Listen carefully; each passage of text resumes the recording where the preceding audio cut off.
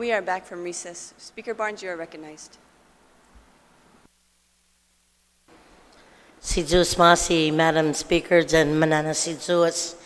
Madam Speaker, at the request of our Magahaga, after working with the administration, I'd like at this time to pass on file this bill, as I am very much aware that Lieutenant Governor and the Chief of Staff of the administration are in DC involved in discussions with some Senate officials, gathering more definitive information that as it relates to this bill.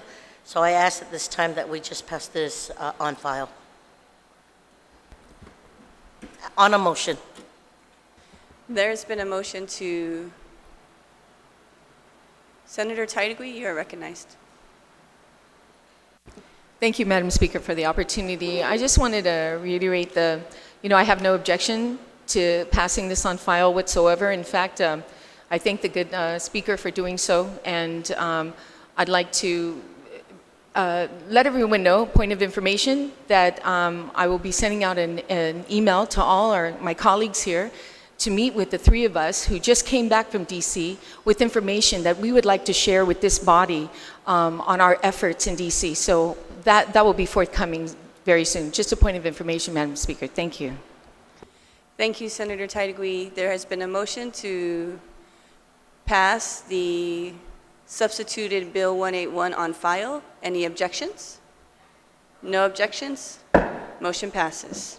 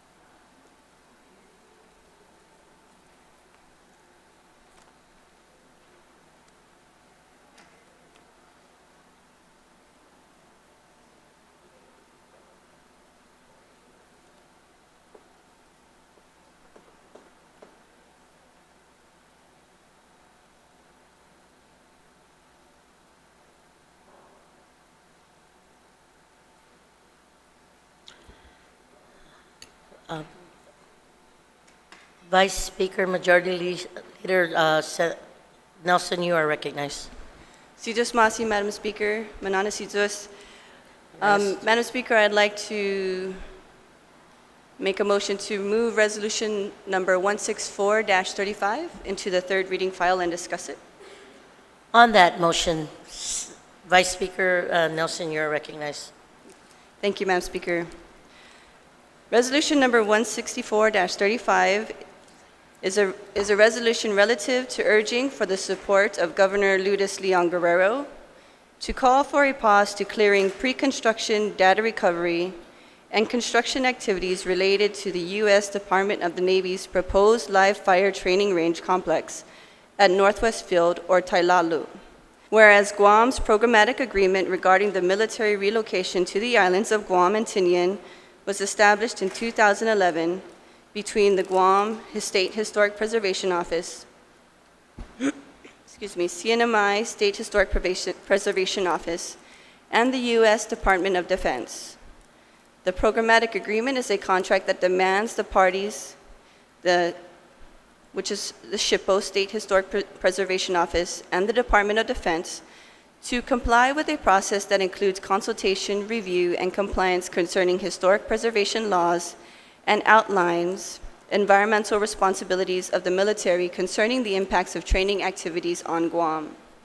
The review process includes initiating the process, identifying historic properties,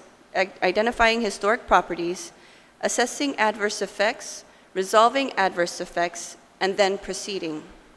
Development of a PA, the programmatic agreement, includes consultation with the Guam State Historic Preservation Office, the CNMI State Historic Preservation Office, Advisory Council on Historic Preservation, invited signatories, concurring parties, and public. But negotiations for what actually goes in the agreement are solely between state historic preservation offices and U.S. DoD. The programmatic agreement is a tool for accountability through procedures, impacts, and mitigation. And the programmatic agreement was put in place to primarily uphold the National Historic Preservation Act, NHPA, which is a law that gives Guam the right to preserve historic properties that reflect historic heritage, our cultural foundations as a living part of community life and development, are the legacy of irreplaceable culture, educational, inspirational, economic, and energy benefits, and provide increased knowledge of historic resources. Section 106 of the NHPA demonstrates that before the approval of federal funds for any project, the federal agency that has direct or indirect jurisdiction over a proposed site has to take into account the effects on such district or site to meet the requirements of the National Environmental Policy Act, which is also known as NEPA. And the NEPA is a law that protects the environment and requires agencies to first conduct scoping, identification, assessment, and consultation to assess potential environmental impacts on current, pending, or future projects and activities of the military.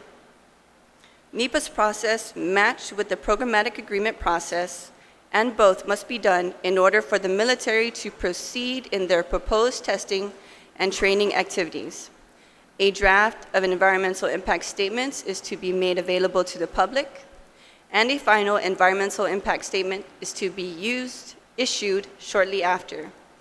And on September 20th, 2010, the U.S. Department of the Navy issued its Record of Decision, which is known as the 2010 ROD, based on the final environmental impact study issued earlier that year, pursuant to which the DoD would relocate approximately 8,600 Marines from Okinawa to Guam, and as part of that process, construct and operate a series of live fire training ranges not only in Guam, but throughout the Marianas.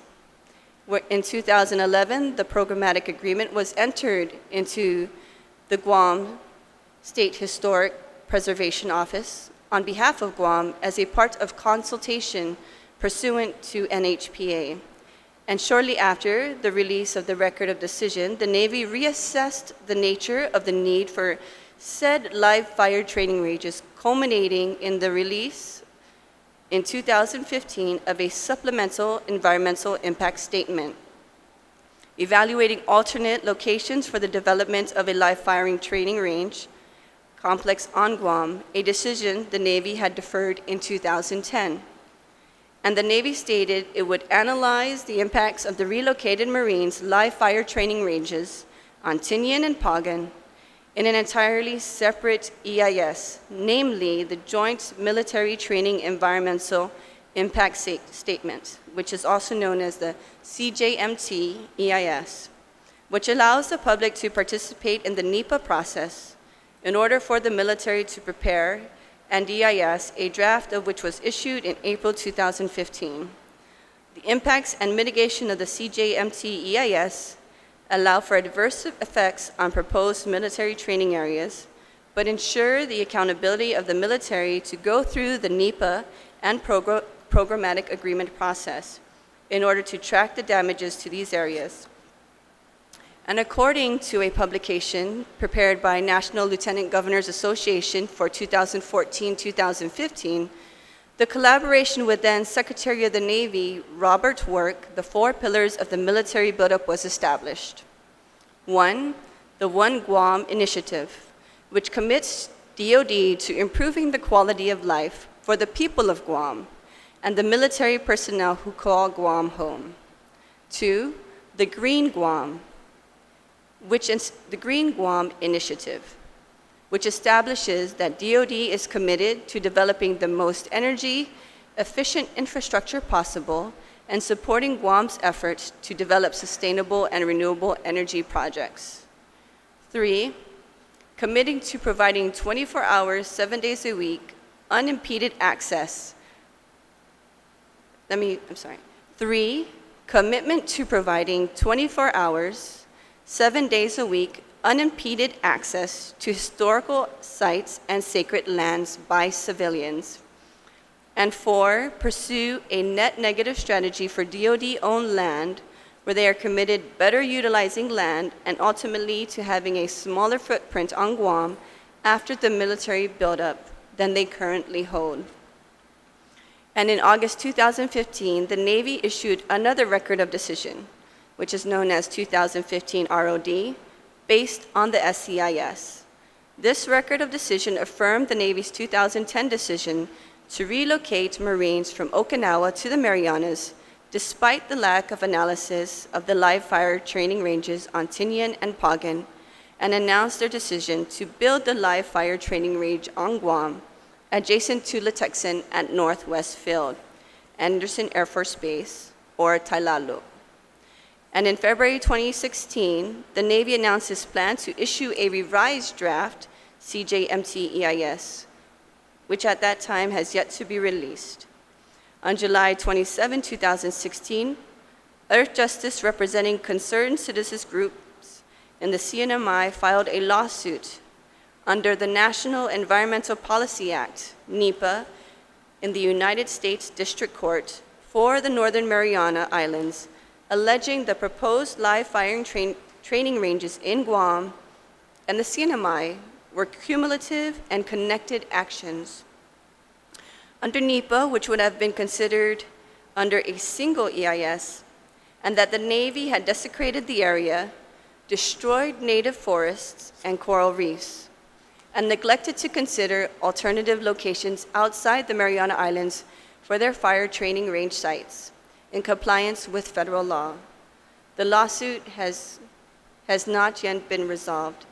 And whereas in 2017, a draft technical report prepared by DoD's Utilities and Site Improvements, USMC Cantonment Area Finnegadson Supplemental Archaeological Investigations for Archaeological Data Recovery in support of construction for MILCON P-715 Live Fire Training Range Complex at Anderson Air Force Base was reviewed by State Archaeologists of Guam, John Mark Joseph, concerning the quality of the review of the report. On July 25, 2017, John Mark Joseph informed Naval Facilities Engineering Command, NAVFAC Pacific, of concerns within the report, including lack of site definitions in the field, arbitrary boundaries, insufficient information for clustering of artifacts or features, and revised maps lacked identification and evaluation. In August 2017, the Guam State Historic Preservation Office confirmed the inconsistencies and pursued an extension for the review of the draft technical report. On September 26, 2017, the Guam State Historic Preservation Office confirmed the draft technical report included inadequate background research, quality control reports made for inefficient reviews, maps for political effect from 2 sources did not match, agreed upon mitigation measures was changed when found that at a site that was to be preserved was actually excavated, causing destruction. Subsurface testing was not considered, and sites were insufficiently identified, evaluated, or data recovered, and therefore did not show a full depiction of what may truly represent as far as landscape, settlement, and cultural practices. The Guam State Historic Preservation Office informed the ACHP that prior to signing the Record of Decision in 2015, projects on historic properties have not been thoroughly considered in projecting full effects on the land and requested a reevaluation. And on October 13, 2017, the ACHP advised the Guam SHPO to refer back to the NEPA and programmatic process on solving disputes. On December 22, 2017, Department of the U.S. Navy granted 45-day extensions, inclusive of time and days, to request a reevaluation, which totaled a 90-day extension for the draft technical report. In May 2018, the Guam SHPO invoked Stipulation 13 of the Programmatic Agreement, objecting to the archaeological surveys used by the Department of the Navy for the live fire training range complex site, the main cantonment area in Finagazan, South Anderson, and the water well development construction areas. There was some resolution between the SHPO and the Department of the Navy regarding this objection, but more concerns were raised by the Guam SHPO at the 7th Annual Programmatic Agreement Workshop, and these meetings are still yet to be resolved.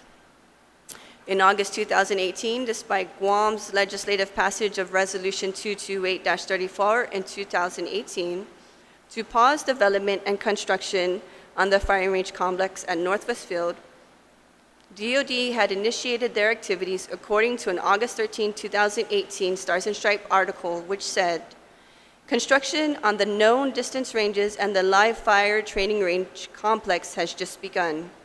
The $78 million project scheduled to be completed in fall of 2020 will include 4 ranges and some support facilities. The live fire training ranges are to be built near Guam's primary resource for drinking water, the Northern Lens Aquifer, and could cause irreversible contamination." And in late May and early June 2019, a new site was discovered with Latte period artifacts at the live fire training ranges, future site at Northwest Field. Shortly after the first discovery, 3 sites with more findings were uncovered during the clearing of vegetation at the known distance rifle range, which is known as the KDRR, where 400 pieces of Latte period ceramic pottery were found in one dense area, earth ovens, various stone shell artifacts in 2 other areas, and lusong or mortar and pestle at ceramic scatters were found on a roadway adjacent to KDRR. And the 4 new discoveries of the historic properties are in addition to the 94 other known historic sites at the proposed live fire training range site. 14 known historic sites have already been completely removed via data recovery. And data recovery, as written in the programmatic agreement, is the removal of only a sampling of archaeologically relevant material, which is Latte, lusong, earth ovens, pottery pieces, etc. And any remaining artifacts at the site are left to the discretion of the contractor to dispose. And at the main cantonment area at Finagazan, at the site commonly known as Magwa, 3 additional new discoveries were made in May and June 2019. A portion of Magwa was already cleared of Latte and lusong in October 2018, despite requests from the Guam State Historic Preservation Office and the Guam Preservation of Trust to establish an interpretive site in a place to protect these artifacts found. Whereas the largest of 5 firing ranges at the proposed live fire training range site is the 59-acre multi-purpose machine gun range closest to the endangered Cerianthus nelsoni tree and is slated to be cleared next, which may result in significant harm to that tree and others, along with other species and additional significant inadvertent discoveries of historic properties. The July 2017 biological opinion was issued by the U.S. Fish and Wildlife Service, discusses the clearing of a total of 1,219 acres of limestone forest habitat, including the clearing of 187 acres of limestone forest habitat at Northfield Range, the clearing of 212 acres of limestone forest habitat for the hand grenade range, urban training area and other activities at Anderson South, the clearing of 12 acres of limestone forest habitat for well fields and water systems at Anderson Air Force Base, and the 683 acres of limestone forest for cantonment at Finagazan.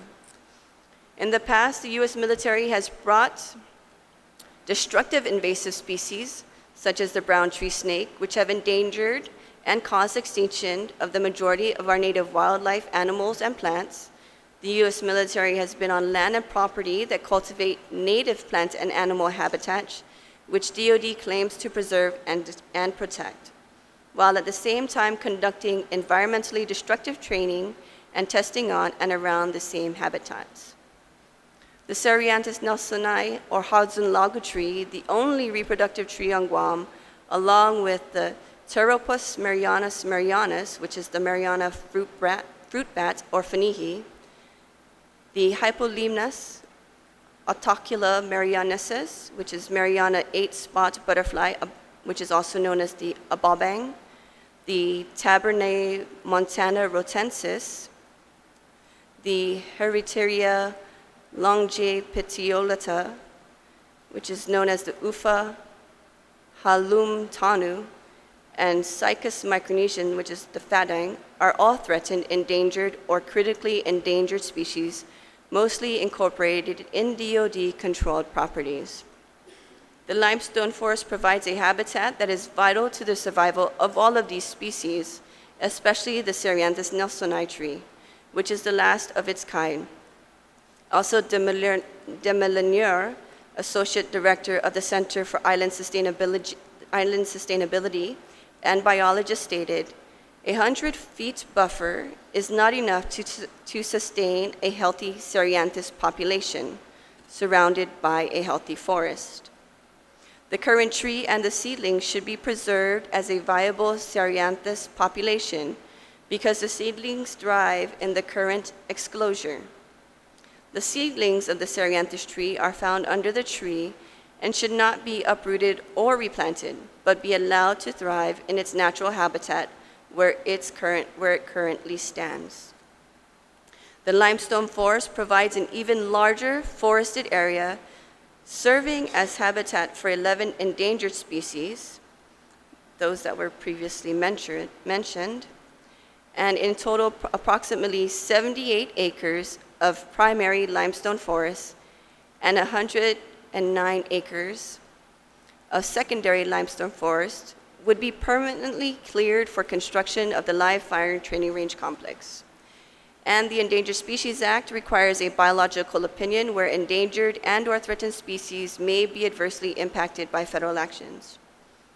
Furthermore, the biological opinion may be reinitiated where discovery, federal involvement, or control over the action has been retained or is authorized by law. And if the amount or extent of taking specified in the incidental take statement is exceeded, if the new information reveals effects of the action that may affect listed species or critical habitat in a manner or to an extent not previously considered, if the identified action is subsequently modified in a manner that causes an effect to the listed species or critical habitat that was not considered in the biological opinion, or if a new species is listed or critical habitat designated that may be affected by the identification action.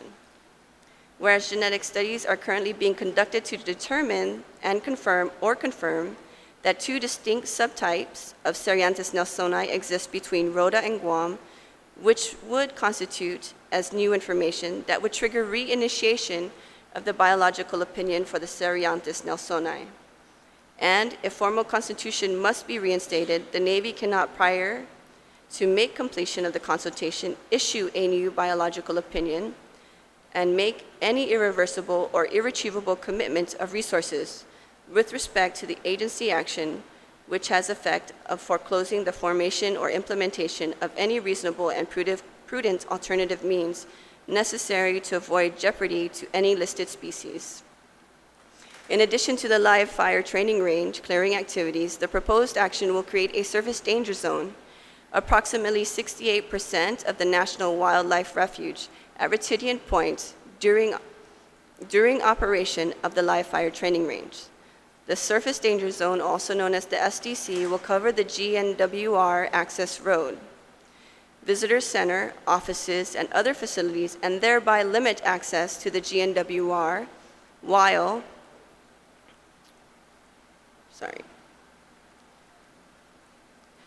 firing occurs at the live fire training range. Any entrance into GNWR will require scheduling with and approval by live fire training range control personnel. The limited access that the GNWR staff will have to the refuge property during the estimated 9.75 months per year the live fire training range is active will limit the amount of habitat management that can occur at the GNWR. The live fire training range utilization is estimated to be 39 weeks per year, which would deny access to GNWR and fishing within the surface danger zone area for 9 months of the year. Whereas on June 18, 2019, a collective of 20 local organizations and businesses signed and transmitted a request to pause the clearing of vegetation and construction of the Marines Cantonment at Finagazan, and of the LFTRC submitted to Governor Ludus Leon Guerrero. The letter details concerns of the military actions in moving artifacts without consultation or consent from the government of Guam, nor SHPO, nor the people of Guam, who are expressing their concern through this letter. Chamorros and the people of Guam have the right to preserve these cultural and historic properties, as well as the life within the properties. It is critical that no further development or construction for the live firing training range at Northwest Field is carried out in order to prevent the irreversible and total destruction of our historical and cultural sites and to protect the inestimable value of the land, resources, wildlife, plants, and historical artifacts of Guam. So, Madam Speaker, this resolution was introduced in July 24th. And Madam Speaker, within that time, there has been many new developments. Just today, we saw on the news that, and this is in the Pacific Daily News, an article where it says more human bone fragments found on firing range construction site. And Madam Speaker, I know that this is a highly contentious piece of legislation. And what we tried to do when we were writing this resolution was to try to list the activities that occurred in the past and the activities that occurred present. The community, in the many years since we've learned about the impacts of the military buildup, it has always been such a divisive measure. And the one question they would ask our local leaders is, are you for the buildup or are you against the buildup? And Madam Speaker, this is not the issue here today. Because when you give an individual an ultimatum where are you for or are you against, and it's a yes or a no answer, it's very difficult under the pressures of whatever may face an individual to really state what it is that they truly believe in without feeling safe. And so I think that we need to change the direction of requiring our leaders whether they are for the buildup or against the buildup, but rather, are we for preserving the island of Guam? Are we for protecting the natural habitat, the beautiful ocean, the green space that we have that makes Guam Guam so that future generations can enjoy it? This has nothing to do about, for me, I believe this has nothing to do whether we're against the military buildup or not. This is a resolution that identifies the events that have occurred for future generations to learn the impacts of these events, and for the efforts that we do as a body to try to preserve it, to try to preserve our natural resources, to try to protect our natural habitat of our island. And then it rolls off into another segue that also is an additional pressure, an economic fallout. The military is awarding hundreds of $millions to construction companies here on Guam and abroad for the development of these firing ranges. So now you saying that if you want to preserve the island of Guam's habitat and its culture and the history, the only history that we may have an opportunity to study, because none of the Chamorros have ever written history about who we are as a people.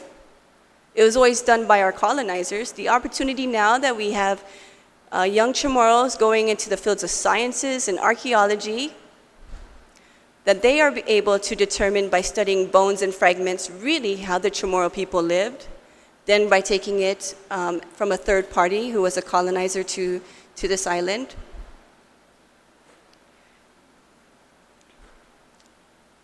This is the ultimate question.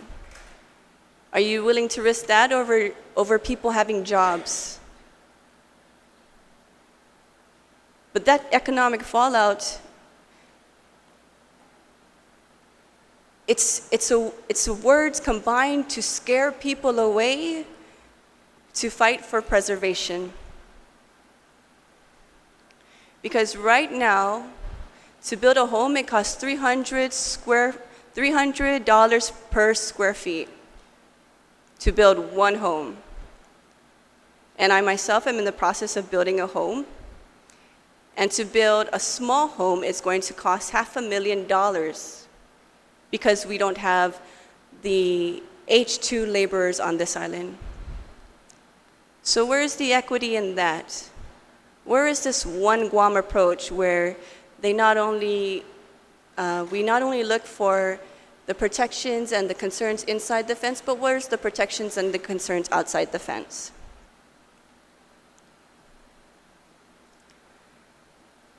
And Madam Speaker, there's a lot of things going on right now that involve the federal government.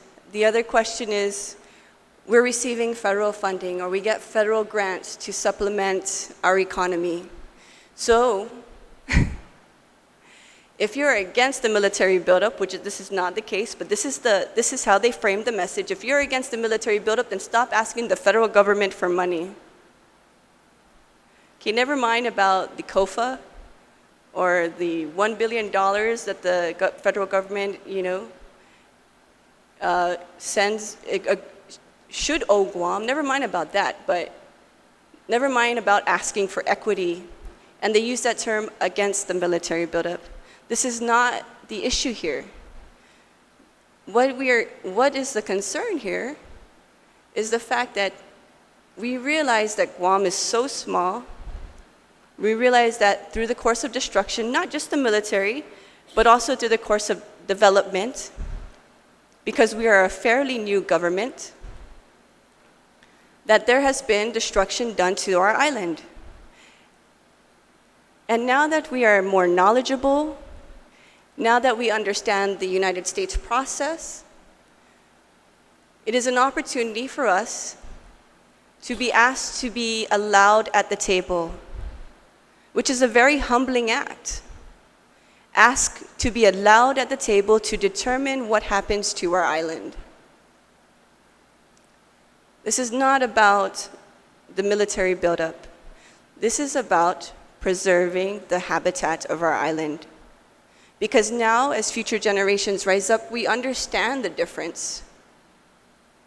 We have the resources to educate ourselves so that we can ask for this equitable relationship. We have no vote in Congress. We cannot vote for president. We are asking to be at the table.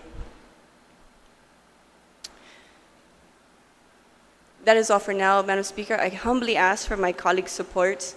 I thank all of my co-sponsors, all of the co-sponsors for this,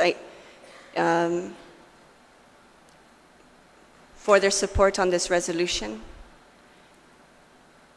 And I'd like to thank the people of Guam and the many, many organizations that have given us the courage to say that it's okay to ask that we preserve our history. It's okay to ask that we preserve our natural habitat. It's okay to ask to be allowed on the properties that are inside the fence, because at one time, they belonged to the many displaced Chamorros that are out there. Thank you, Madam Speaker. You're very welcome, Vice Speaker Nelson. Anyone else on the main motion? Anyone on the main motion?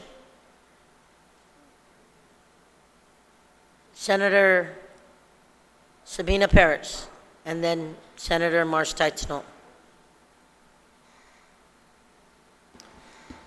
Suzuis Masi, Madam Speaker.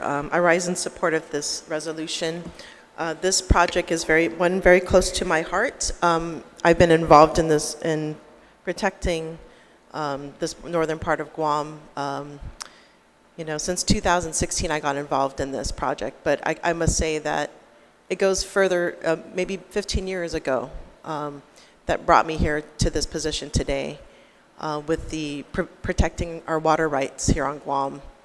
And I think, all of these instances where, I was called upon to protect our rights to water, our self-determination, our natural and cultural resources, they're all connected, I feel. I mean, in this journey of politicization, I think they're all connected to our colonization.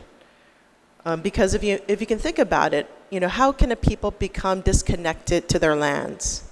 What is the process involved in that? I can say, personally, my family land was taken away.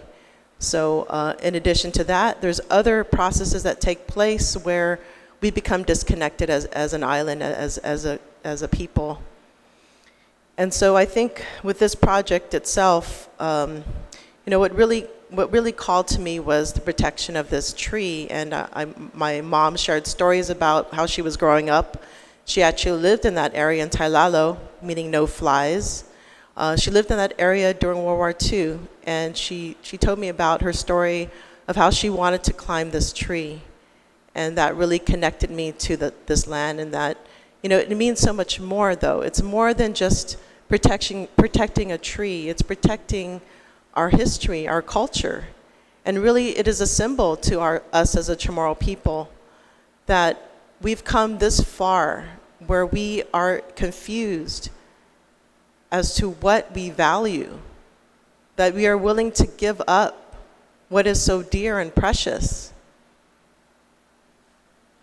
to us in the name of money, in the name of loyalty to someone else. And the tree really is a symbol of that, is what do we value as a people? Are we going to protect what we truly value?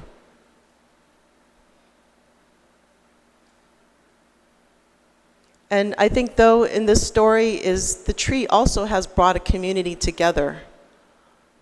If you look at the online petition, we have over 18,000 members, and that is huge compared to what we have normally when we have different protests. I mean, that is significant. The people believe that this is important. This is something we value. So that is really the saving grace in all of this, is that a community is coming together to speak out and basically state that what we value is our land, our resources. And I really thank the community for that. And I think there's still a struggle ahead because a lot of us have given up on that value. This is something, we're talking about extinction of a species. We're talking about our ancestors who are buried underneath. And once we remove that, we have lost a greater connection to that history, to us as a people. So it's more than just protecting trees. It's more than just protecting artifacts. It's about us. It's about our identity as a people. Are we going to protect that?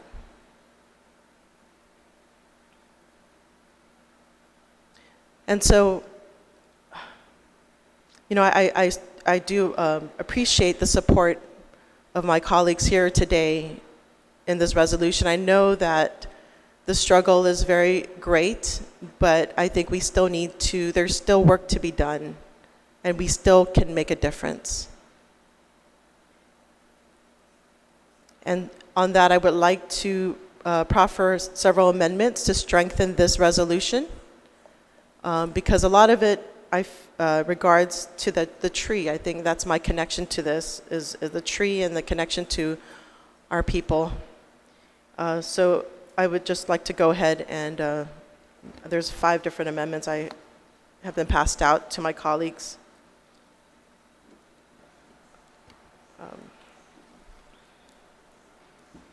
So the one thing, I guess the first amendment I would like to proffer. You're going to work in by page numbers? Sure. It's up to you. Okay. So on page 7, line 26, it reads, "The clearing of 1,219 acres of our native forest impairs our ability to mitigate the impacts of climate change." And I think this is this amendment, I think, is critical, especially now that we're seeing more emphasis globally about how we need to curb our carbon emissions, not by 2050, but by 2030, to halt the increase in global warming by 1 degree, 1.5 degree. And the forests are really what's been proven as a means to curb climate change, in addition to reducing our fossil fuel consumption and other means. But I think what we have to contribute to the world is to restore and protect our forests. And so this is just one amendment that I would like to offer in this proffer.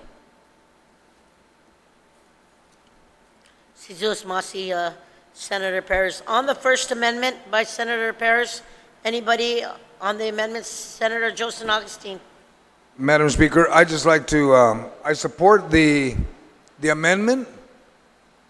I just like to remind our colleagues, as we talk about what's inside the gate, make sure we're watching what's outside the gate that we have full control of. We say don't clear 1,200 acres. Let's be mindful how many acres we got outside the gate and how much clearing and how much prevention that will cost to any progress on Guam. Thank you. Thank you, Senator Augustine. Anyone else on the Senator Sabina Perez amendment? If not, Senator Teresa Lahi, I will acknowledge you. You're recognized at this time.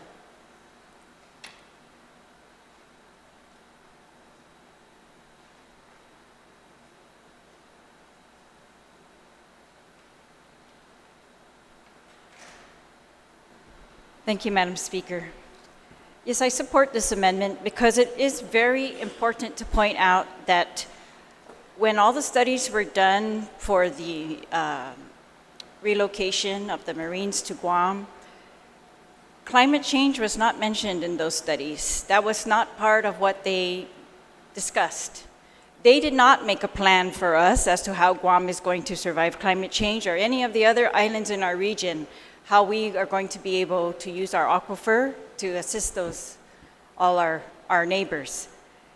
The other thing is that the clearing of these forests, native forests, impairs our ability to mitigate the impacts of climate change. There's a 2017 biological opinion. It discusses the significant adverse effects from the destruction of habitat from these native forests, particularly limestone forests, which is only, these are some of the largest, I think they said the largest limestone forests in the world, exist here because we are limestone, right? And these particular forests have lived for many years. So they've got that biodiversity that is critical, that climate change, they are telling us all around the world to combat climate change, plant trees. And so we go and we try planting trees in all other areas while we allow the destruction of not just hundreds of acres, but over 1,000 acres of limestone forest that is habitat.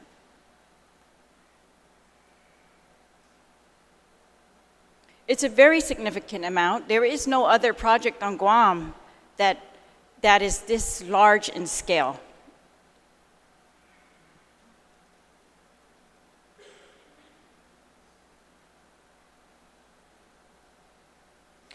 The prior speakers discussed the endangered species that are located within these forests.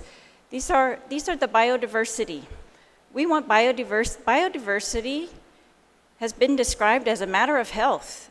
It is the potential for future generations to not just enjoy, but to perhaps come up with solutions to cancer. You know, things that only, for example, they are able to find some potential solutions in corals that have existed for hundreds of years. And that is what we are trying to protect here. Not just an immediate benefit, but benefit for future generations. So I stand in support of this amendment, Madam Speaker. Thank you. Thank you, Senator Therese Chirlay. Senator Kelly March-Teichner, you are recognized on Senator Sabina Perez's amendment. Senator Maasi, Madam Speaker. I too rise in support of this amendment. Climate change is a real occurrence. It's a real impact for us in the Pacific. Many of our neighboring Pacific islands and the islanders living on them are actively fighting it.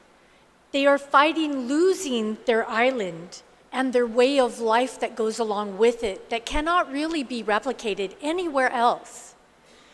Their culture, their way of life developed in connection with that land. It is that special, it should be inseparable bond. We also need to be proactive, not reactive. We see other communities like Hawaii. They are coming up with plans and strategies about moving their infrastructure inland, taking care of their roadways, and truly understanding and fighting climate change. We need to take this consideration seriously, and the loss of any more of what we have, especially that which is unique and special to us and cannot be replaced. Limestone and limestone forests cannot be replaced.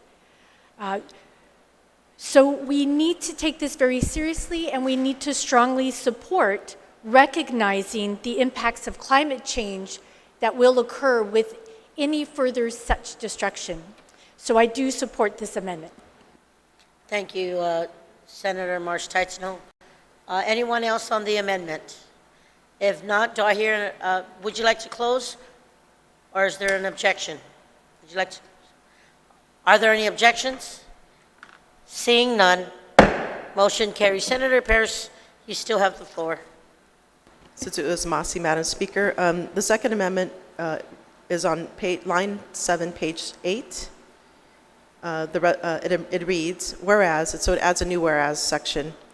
Whereas in 1994, the recovery plan for Cereanthes nelsonii was developed by the U.S. Fish and Wildlife Service. Subsequent to the placement of the Cereanthes nelsonii on the endangered species list in 1987, when only 122 trees remained worldwide in the wild on the islands of Rota and Guam. The current population has declined to approximately 33 in the wild, according to a 2016 Cereanthes 5-year review. The 1994 recovery plan identified steps needed to prevent extinction of the species prior to designating critical habitat for 6 forest birds and fruit bat in areas of northern Guam that contain the surviving Cereanthes nelsonii, or the creation of a national wildlife refuge. The recovery plan required the protection of the existing 122 trees and their habitat. The recovery plan states, quote, the populations on both islands must be expanded so that each contains at least 2 subpopulations, each with enough reproductive plants to effectively maintain the populations through the production of seeds, seedlings, and mature plants. Furthermore, end quote. Furthermore, clearing the forest adjacent to the mature Cereanthes nelsonii tree at Northwest Field or Tailalo goes against the recovery plan, thus jeopardizing its survival and the survival of the species. And so I think it's pretty clear that back then in 1994, there was already plans in place to preserve the trees in the wild at its population of 122. And nowadays, that plan has been skirted to make range for a firing range, which is 100 feet away.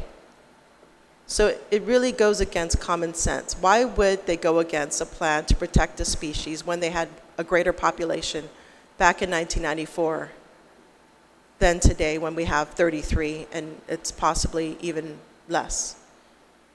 So that we're talking about the mature trees in the wild. I know there is the plan, the mitigation plan, which requires 30 outplantings.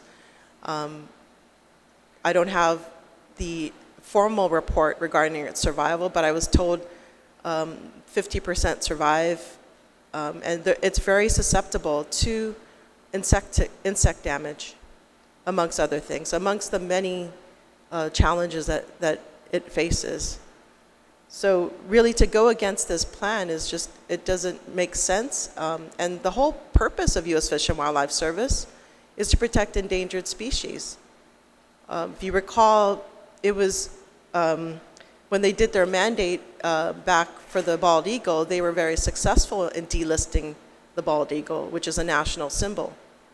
And here today, we are faced with a similar case where we are there's a critical number of a species that exist in the wild, and yet the efforts have diminished significantly rather than being increased. It's significantly decreased, and it just doesn't make sense. Why do we have these double standards? When it comes to a U.S. national symbol, all the resources are going towards protecting it. When it comes to our tree, which to me is a symbol for the protection of our culture, of our land, it gets neglected. Thank you, Madam Speaker. Thank you, Senator Pierce. On the amendment, anyone wishing to speak? Senator March Taitano, you are recognized.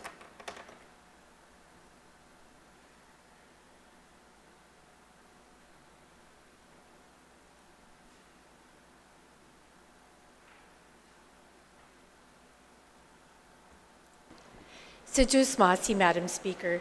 I just felt that I should rise in support of this amendment. Perhaps for a lot of people, they may look at a single tree and may not understand why we have talked about it for so long, why we have fought for it so hard, why in 1994 they cared about it, why in 2016 we should be caring about it, and why today we should be caring about it. So maybe most of us don't know or understand why we should care about native species at all. But that doesn't make the job that they do in keeping our island healthy, diverse, and unique any less true. Our limestone forest is a filter, and that's how we get our freshwater lens that has that water that supplies 80% of our drinking water or more. The health and diversity of our jungle and our forests depend on trees just like this. Our entire set of jungle and forest are much, much less diverse because of issues like this, and we need to save each and every one that we can that creates that diversity. The wildlife that we have here, that's part of keeping everything healthy and whole, mind, body, and soul for us. Over the hundreds and thousands of years, they have created unique relationships. So again, we may not understand them, but again, it doesn't make it any less true that for our native birds, and maybe even the introduced birds, the other wildlife that's here, the monitor lizards, the Mariana 8-spot butterfly, and all of the other native and introduced species that we have, they have these unique relationships with these different species. So it's not just one tree, it's not just one type of tree, It's really the health and diversity of our entire ecosystem, which our economy relies so heavily on, which is such a strong part of the culture. It's a strong part of the healing traditions that have been passed down through the generations, having ancestral roots. So I want to encourage people to think of this beyond a single tree, because that single tree has implications for the health of the entire ecosystem, the health of our entire community, and the health of our economy. So again, I stand in support of this amendment. Si Diyos Masi. Si Diyos Masi. Anyone else on the Perez amendment? Senator Therese Terlahi, you are recognized. Thank you, Madam Speaker.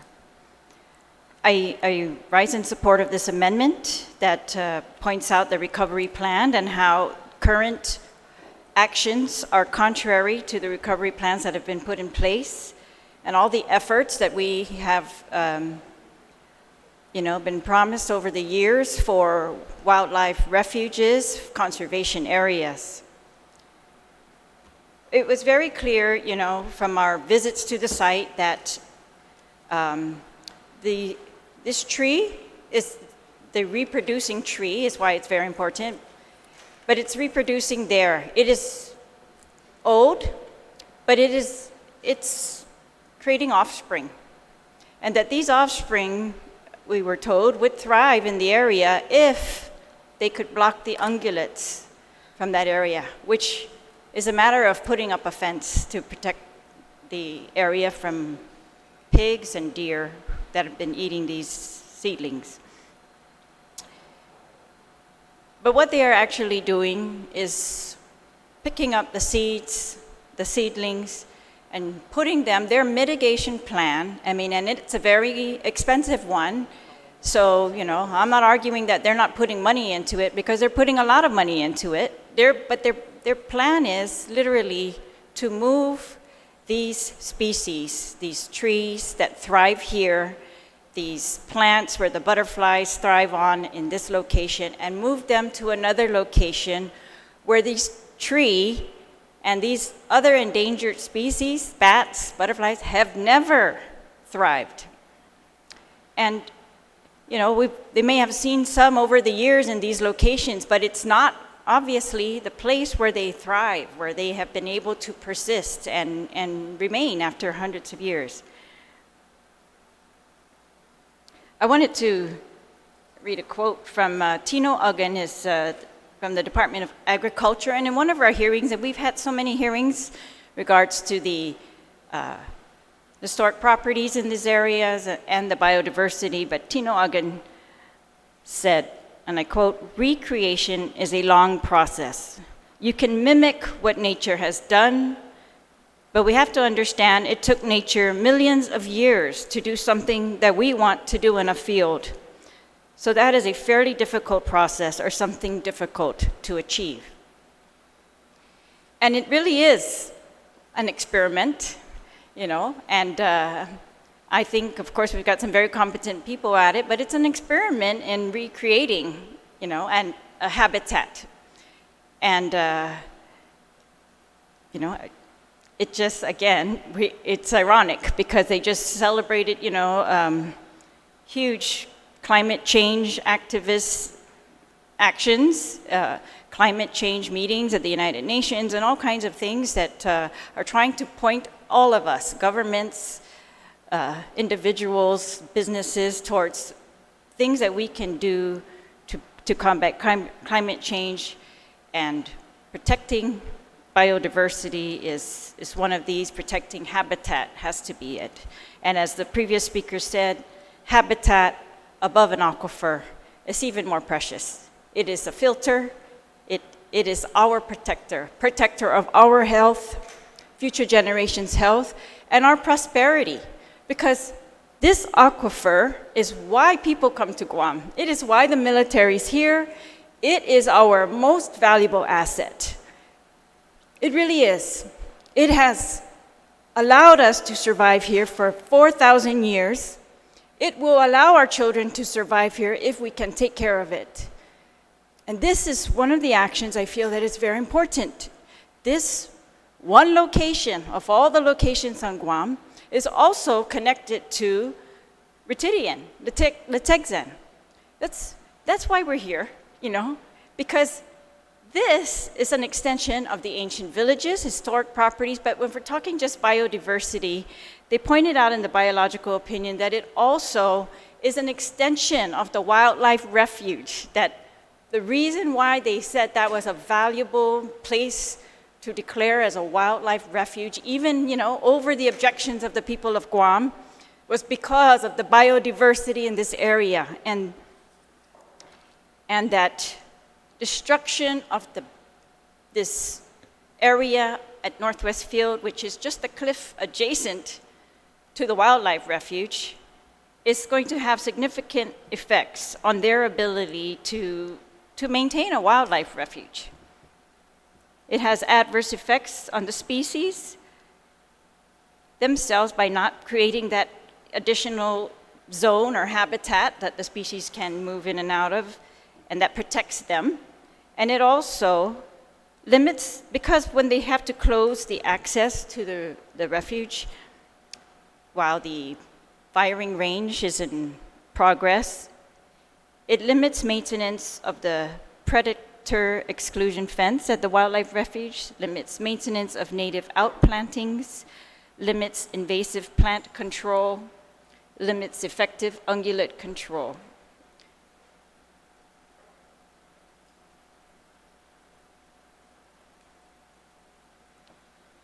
So again, I stand in support of this important amendment, Madam Speaker. Thank you. Thank you very much, Senator Terlahi. Anyone else wishing to speak on the amendment? Vice Speaker Nelson, you are recognized. Sitos Masi, Madam Speaker. Madam Speaker, I stand in support of this amendment, and I'd like to bring up an article on the Guam Daily Post dated June 25, 2019. It says, biologists from the University of Guam, Guam Plant Extinction Prevention Program, and U.S. Air Force set up a protective netting around Cerianthus nelsoni saplings September 13, 2017 on Andersen Air Force Base.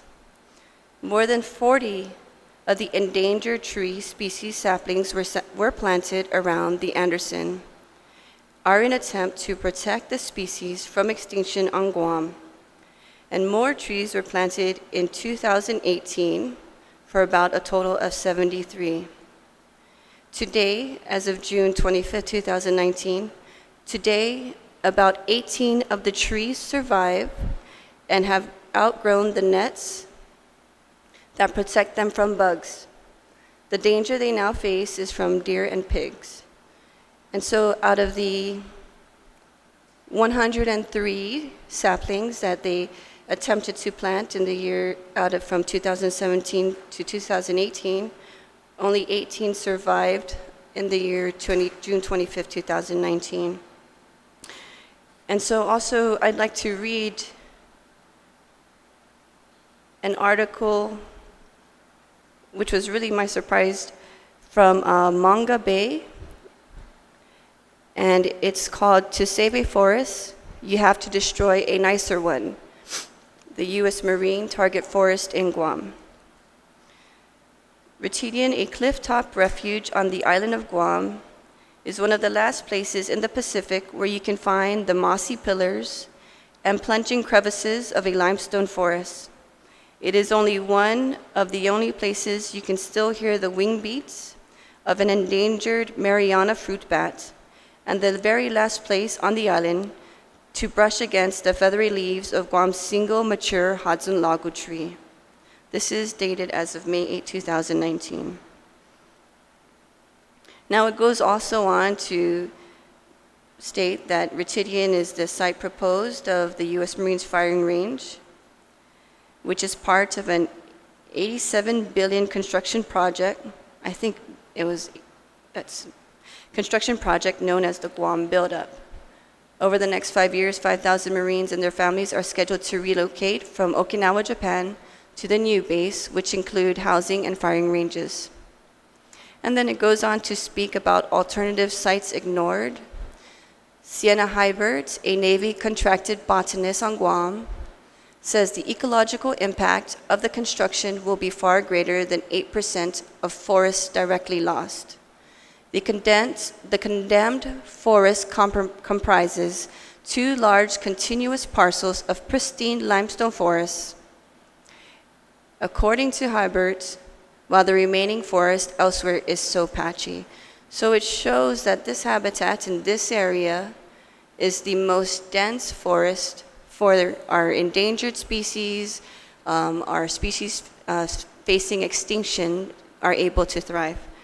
And so I just wanted to show my support in this recovery plan and thank the sponsor for this amendment. Sidus Masi, Vice Speaker. Anyone else wishing to speak on the amendment? Senator Perez, would you like to close? Okay. Hearing no objections, amendment passes. Senator Perez, you are recognized. Sidus Masi, Madam Speaker, I'd like to place an amendment, or like to make another amendment. The amendment states, it's on line 22, page 8. It states, whereas Guam is a biodiversity hotspot in which endemic plant and animal species found nowhere else in the world are endangered or threatened by extinction. Guam's limestone forests, of which approximately 10% remain, is a natural wonder that took millennia to evolve, and where many of our endemic rare plant and animal species are found. I think this helps to expand the dialogue, that what happens here is actually has an effect, or it's of concern worldwide. Guam is similar to other island locations like Madagascar, where, islands really are places where these very special species exist and nowhere else in the world, and that it's really important to protect these habitats and these species. We are going through a mass extinction, and I think if we want to curb the tide in that, I think we need to really put more efforts in protecting these species in all islands. Thank you. Thank you, Senator Pierce. Anyone wishing to speak on this amendment? If not, are there Senator Vice Speaker Nelson, you are recognized. Sidus Masi, Madam Speaker. I rise in support of this amendment. I thank the sponsor for this amendment because in order for us to communicate with the United States, we have to also speak their language. So perhaps there's a difference in cultures here in the island of Guam, and there's a difference of cultures in the United States. And in this language, she mentions a very key piece, which is the biodiversity hotspot. And so I appreciate that we are working to ensure that we are making everyone aware, to open the dialogue, and being able to relay our message of the importance of our natural resources and the efforts that we do to preserve our island and its history. Sidus Masi, Madam Speaker. Hagumas, Buen Provecho, Vice Speaker. Anyone else on the amendment? Senator Teresa Lai, I will recognize I would just like to add to that. I mean, a lot has already been said about the biodiversity, importance of it, and especially to, our future generations. But really, this is it's what makes Guam unique. And we are spending millions of dollars to show the world how Guam is unique for tourism purposes. We are trying to show our children why we are unique for their self-esteem and identity purposes, to carry on a heritage that thousands of years to show the world that indigenous peoples know how to take care of their land, our waters, and it's something we are going to fight for because it is critical to our well-being, our mental health well-being, our physical well-being, and well-being of future generations. So I support this amendment, Madam Speaker. Thank you, Senator Therese. On the amendment, anyone else wishing to speak? Senator Parrish, would you like to? On the motion, are there any objections? Seeing none, motion carries. Senator Parrish, you are still recognized. I understand you got two more. Thank you, Madam Speaker. Yes, I would like to offer another amendment. This amendment is line 24, page 10. So it states, whereas the appropriation of funds for the construction of the multi-purpose machine gun range is included in the 2020 National Defense Authorization Act, and it is necessary to communicate to the U.S. Congress the impacts of the funding of the MPMG and the importance of protecting our natural and cultural resources. Now, therefore, be it. So, for the past 3 years, we've been working locally, where we've been advocating locally to the legislature, to administrations, to do something to protect this area. And now we're at the level where we can still advocate, but we need to work on, there's a potential to prevent the appropriations for this firing range. And I think it's necessary that Congress knows the impacts of what they're funding. And I feel that it's so important to protect that area adjacent to the Cervantes Smithsonian and to protect the resources, the cultural resources, and our water. So much so that I believe it's important to let them know that the impacts are great here in regards to that funding. And, we still don't know if there's a genetic difference between the two populations, between the mature mother tree here on Guam and the population in Rota. So there, to have something set in stone, to have a construction project that demolishes or really jeopardizes the survival of a species is even greater. And to have a project done before without knowing if there is a difference. Now's the time to really take steps, preventative measures, because once that construction starts up there on the fifth firing range, we can't take it back. And like you heard from the previous speaker, it's an experiment. We don't know if we can recreate a limestone forest. What took millennia to develop, it's really presumptuous of us as humans to think we can recreate something that nature took millions, thousands of years to create. So, thank you. Thank you, Senator Parrish. On the amendment, are there any objections? Senator Therese, you are recognized. Thank you, Madam Speaker. I just wanted to add, because it hasn't been touched on yet, but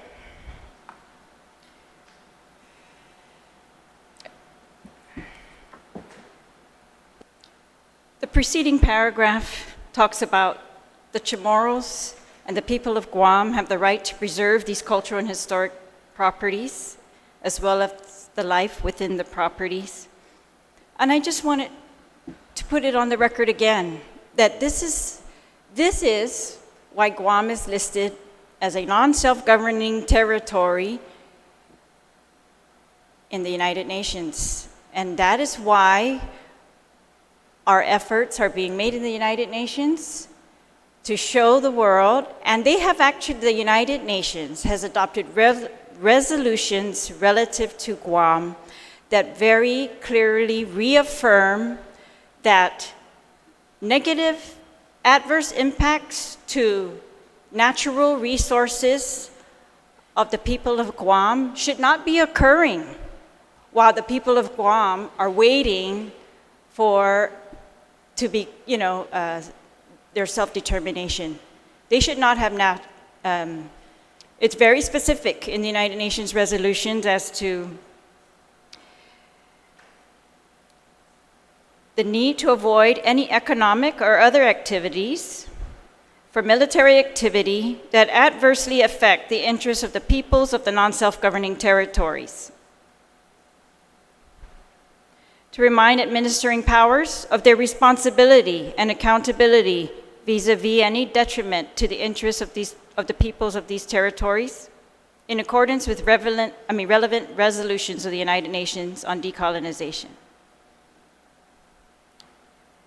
Any economic or other activity, including the use of non-self-governing territories for military activity that has a negative impact on the interests of the peoples of the non-self-governing territories and on the exercise of their right to self-determination, is contrary to the purpose and principles of the Charter. And if you go, I don't have those in front of me, but if you go to that's the decolonization resolutions. But if you go to the resolutions for indigenous peoples, it also states very clearly about natural resources and the protection and the importance of them to the heritage for the people of Guam to be able to protect their heritage, to be able to use their natural resources for prosperity. Situ's Masi, Madam Speaker.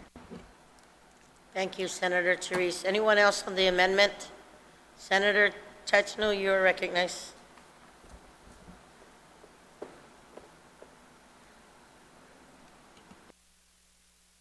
Saina Ma'asi, Madam Speaker. So I just want to point out here that DoD, the Department of Defense, can meet their needs by developing a system of using indoor ranges, simulated training, and expanding the 4 live fire training ranges that already exist. In fact, that is what a major part of the community has been calling for all along. Year after year, they have called for it during study after study and outreach after outreach. What is done instead of listening to that call is creating a false narrative where they say they cannot do all their training simulated. But that's creating a false dichotomy. That is saying one or the other. And that's not what we're calling for. We are calling for them to just utilize the area they are already at. They already have 4 live fire training ranges. They can have this combination. They have an indoor range in American Samoa. They know how to do this on an island. They can have a combination of indoor ranges, simulated training, and expanding those that already exist.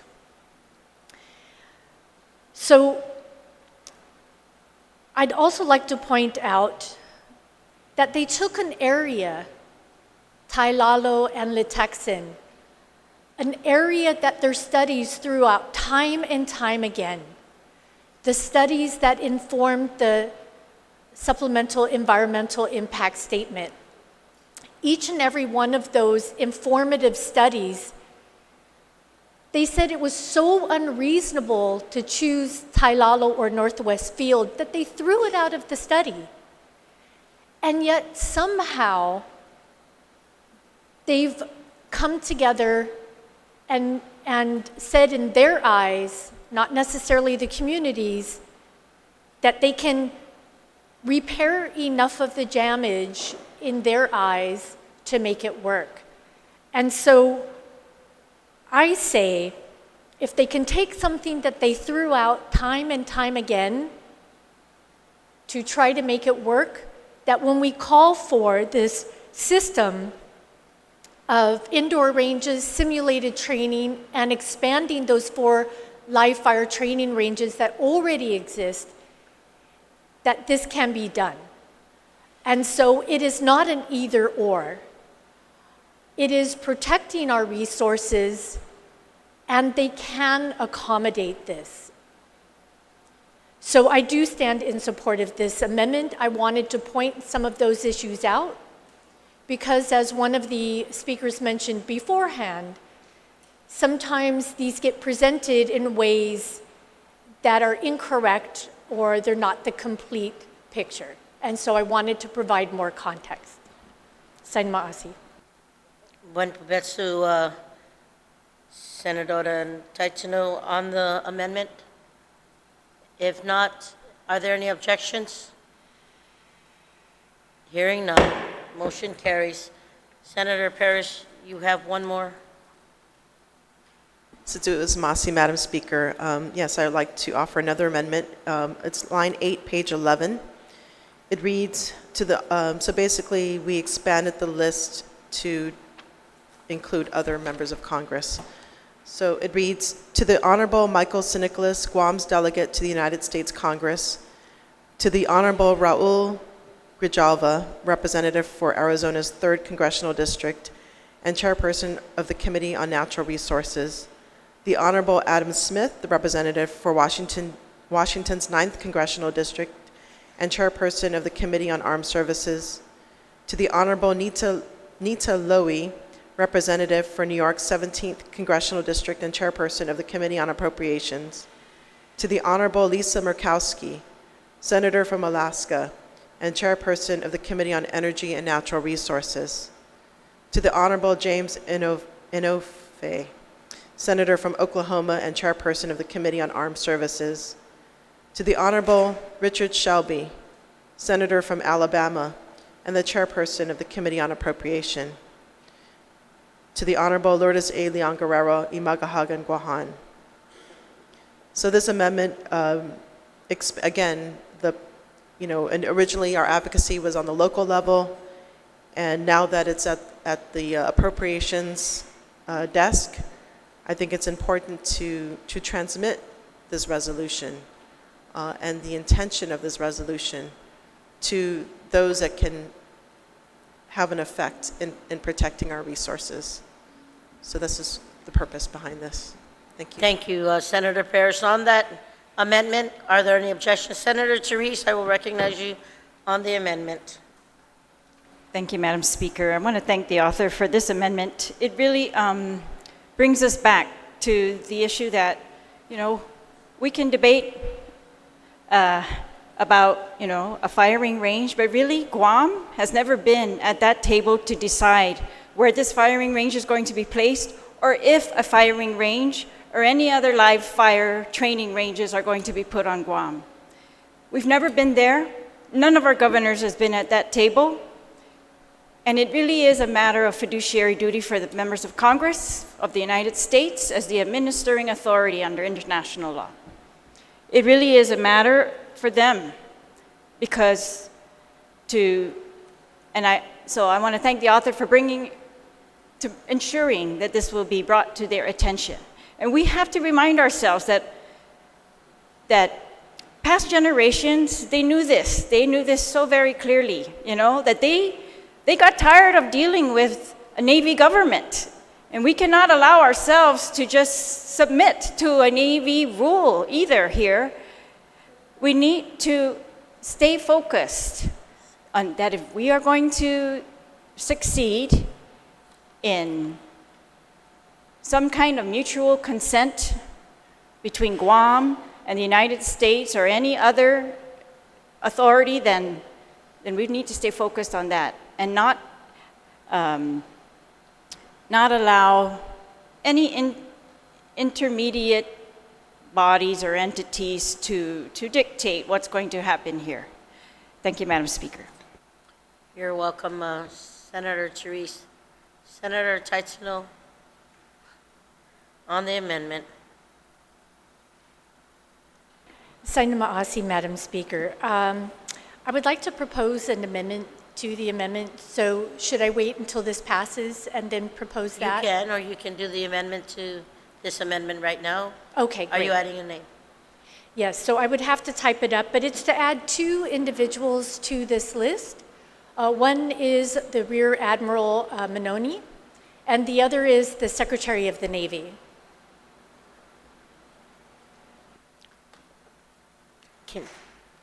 On that amendment, anyone wishing to speak? No objection? Motion carries. Kelly, can you?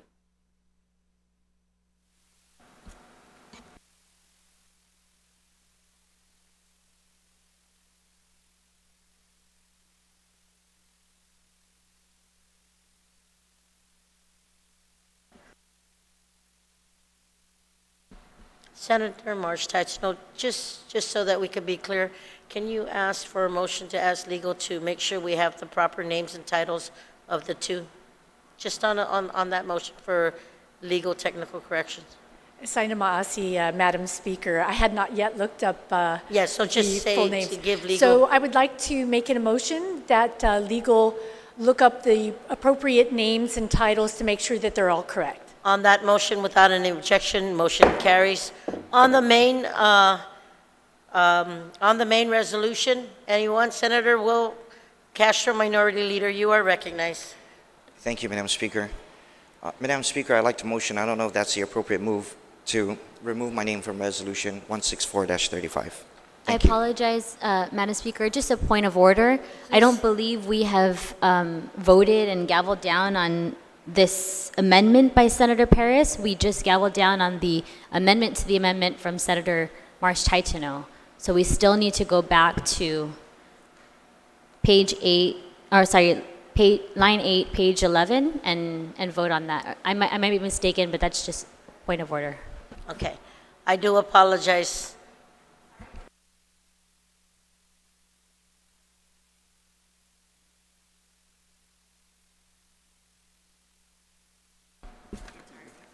Yes. Yeah. So I'm going to ask, I do apologize, based on the amended as proffered by Senator Paris, there was a couple of amendments, and that has been passed. So on the Senator Paris amendment, as amended, thank you, Senator Lee. Are there any objections? There being none, motion carries. And then the motion by Senator Castro, Minority Leader, to remove his name from the resolution. Are there any objections? Senator Tello Taitagui on the motion. Thank you, Madam Speaker. Madam Speaker, I have a question for the mover of the amendment, if he should so yield. Please state your question. I'd like to know why he's removing his name from this resolution. Thank you. We are, colleagues, and we're going to take a moment's recess to clarify clerk's inquiry.